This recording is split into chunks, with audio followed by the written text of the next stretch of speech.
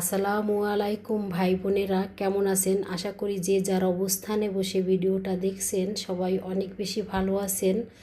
আলহামদুলিল্লাহ, আমিও বেশ ভালোই আছি আপনাদের দোয়ায়। প্রতিদিনের মতন নতুন একটা ভিডিও নিয়ে আসলাম। এই পাতাটাকে হয়তো অনেকে চিনেন, আর এই পাতাটা ঔষধি, অনেক গুণাগুণের ভরপুর। এই পাতাটা চাইলে আপনারা এভাবে ভর্তা করেও খেতে পারেন। তবে এই ভিডিওটা অনেক আগের, ধরতে পারেন রমজানের আগের। আর এই ধরনের পাতা ভর্তা কিন্তু দুপুরে গরম ভাতের সাথে খেতে অনেক বেশি ভালো লাগে। তাই ভর্তাটা যখন করেছিলাম তখন দুপুরবেলায় খেয়েছি। তা আপনারাও যদি থানকুনি পাতা এভাবে একবার ভর্তা করে খেয়ে দেখবেন। কারণ অনেকে দেখা যায় বাটাটা খেতে পারে না, একটা পাতার কিন্তু স্মেলটা আসে।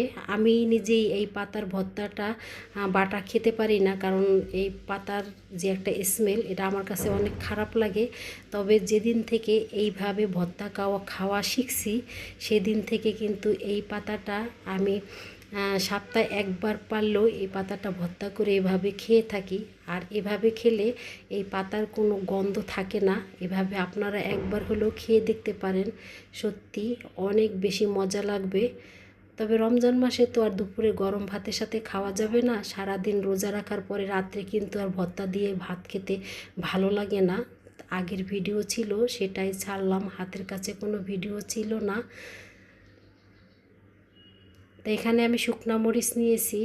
আর শুকনা মরিচ খোলায় টেলে একটু ঠান্ডা করার পরে যখন মরিচগুলো মুচমুচে হয়েছে তখন হাত দিয়ে ভালো করে মতে গুঁড়ো করে নিয়েছি। আর এখানে আমি পরিমাণ মতন পেঁয়াজ কুচি দিয়েছি, দিয়ে দেব সরিষার তেল। আর প্রথমে তো দেখতেই পাচ্ছেন পাতাগুলো আমি সামান্য পরিমাণ লবণ দিয়ে হাত দিয়ে ভালো করে মতে নিয়েছি, সেটা তো আপনারা দেখতেই পেরেছেন।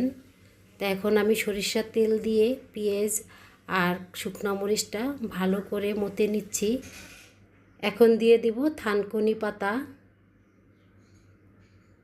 আর এই পাতাটা দেখতেই পাচ্ছেন ভাই বোনেরা, মতার পরে কিন্তু একদম অল্প হয়ে গেছে। আর দুপুরে গরম ভাতের সাথে কিন্তু এই ভর্তাটা জাস্ট জমে যায়, সত্যি অসাধারণ হয়ে থাকে খেতে। ভিডিওর এই পর্যায়ে যে সকল ভাই বোনেরা ভিডিওটা এখন পর্যন্ত ধৈর্য সহকারে দেখছেন, প্লিজ ভাই বোনেরা একটা লাইক দিয়ে পুরো ভিডিওর সাথে থাকবেন।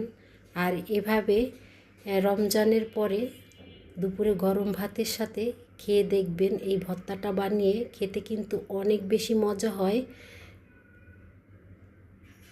আর রেসিপিটি যদি ভালো লাগে চ্যানেলটি সাবস্ক্রাইব করে চ্যানেলের পাশে থেকে যেতে পারেন। আজকের মতন এই পর্যন্ত, আবার দেখা হবে নতুন একটা রেসিপিতে। সে পর্যন্ত আল্লাহ হাফেজ, আসসালামু আলাইকুম।